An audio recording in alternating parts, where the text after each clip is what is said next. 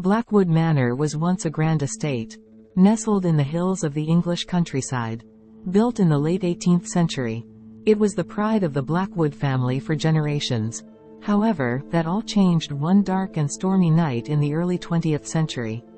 Since then, the once beautiful manor has remained abandoned, its halls and rooms eerily empty, except for the occasional trespasser or urban explorer who dared to venture inside.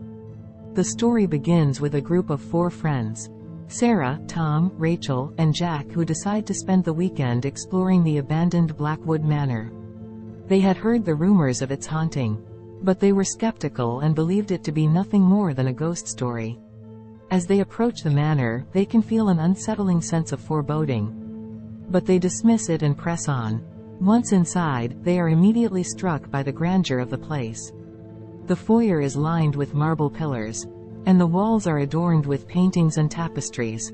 However, they soon notice that there is something off about the place. The air is thick with dust, and the windows are covered in cobwebs. It feels as though time has stood still in this place. As the group explores the manor, they begin to hear strange noises coming from the empty rooms. Footsteps echo down the halls, and doors creak open and shut on their own. At first, they try to brush it off as their imaginations running wild, but as the night wears on, they realize that something is definitely not right.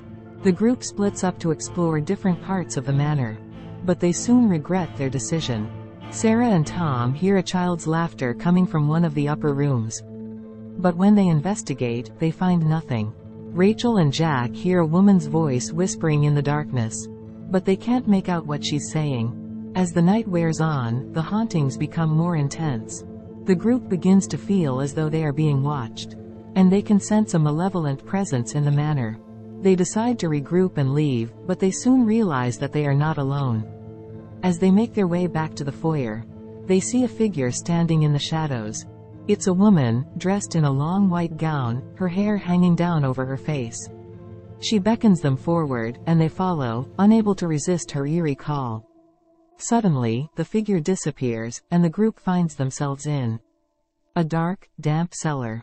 They hear the sound of chains rattling and groans coming from the shadows. It's then that they realize that the hauntings are not just in their minds, they are real, and they are in grave danger. The group tries to find a way out of the cellar, but the doors are locked, and the windows are barred. They are trapped. They hear footsteps coming closer and closer, and they know that they must act fast.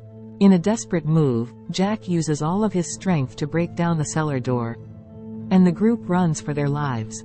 They can feel the presence of the ghosts chasing them, but they manage to make it out of the manor and into the safety of the night.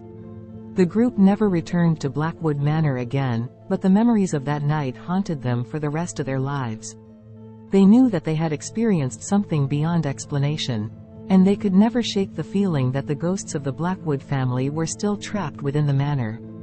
Years later, a group of paranormal investigators entered Blackwood Manor, determined to uncover the truth behind the hauntings. What they discovered was beyond their wildest imaginations.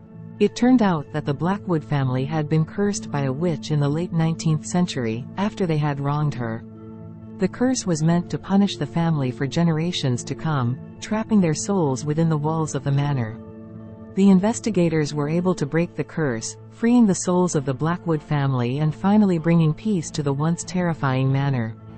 As for Sarah, Tom, Rachel, and Jack, they never forgot their experience at Blackwood Manor.